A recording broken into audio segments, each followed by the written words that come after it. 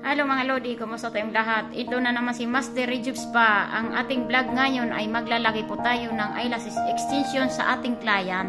So inaantay po natin ang ating client kasi parating po siya. Iba-vlog po natin ang paglalagay ng kanyang eyelashes extension, paano maglagay at anong mangyayari sa kanyang eyelashes. Hello mga Lodi, ang vlog natin ngayon maglalagay po tayo ng eyelashes extension sa ating client. Ang client natin pumunta dito sa aming location. Home service kami mga Lodi, kaya lang pumunta siya dito. So bago natin siya kabitan ng eyelashes extension, kailangan natin siyampuhan ang kanyang lashes.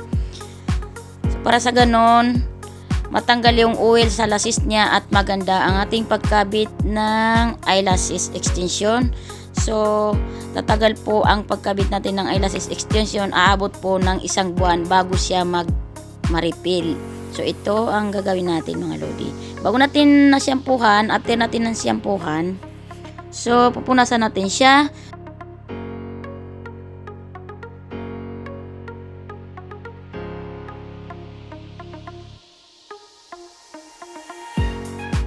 Kailangan natin siyang i-dry.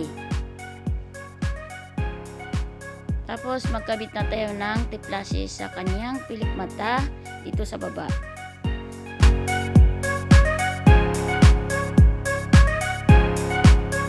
Marami po kayong matutunan dito sa aming vlog. Kami po ay beautician, all around na random dito po sa KSA. OFW po kami at may spa kami dito sa KSA home service. Sana po i-follow nyo ang aming YouTube channel bago po kami nag-vlog about sa mga pang-beauty. Lahat-lahat po at makikita nyo dito sa aming vlog. Maraming salamat sa inyong lahat. Sana panood.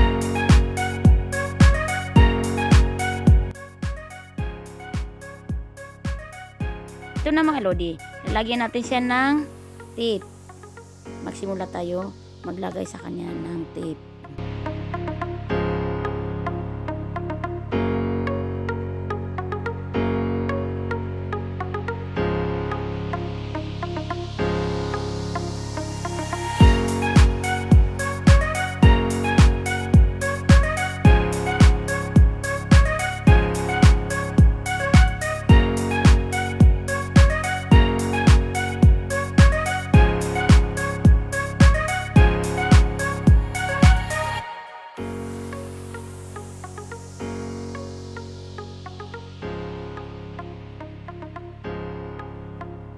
Minsan kasi ang hirap maglagay ng tape kasi napakaliit yung pilik mata, napakaiksi, so hindi kaya ng tape natin.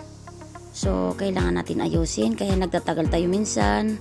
Pagkatapos natin lagyan at lalagyan natin ulit ng primer. Ang susunod natin ilalagay dito ay primer. Tingnan natin.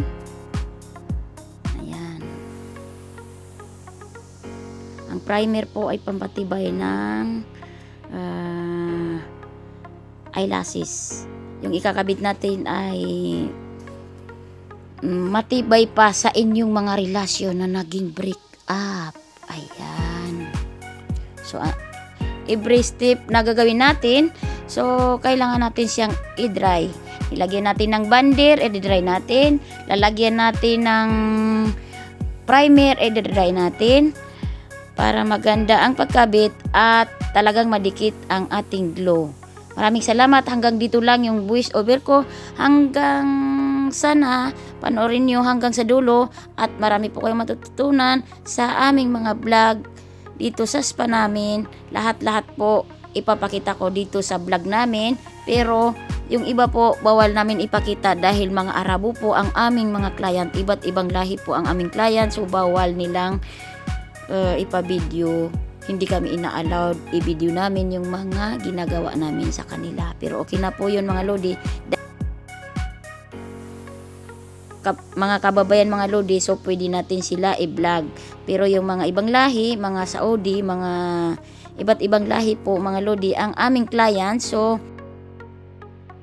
pwede silang kunan ng video kasi pinagbabawalan kami.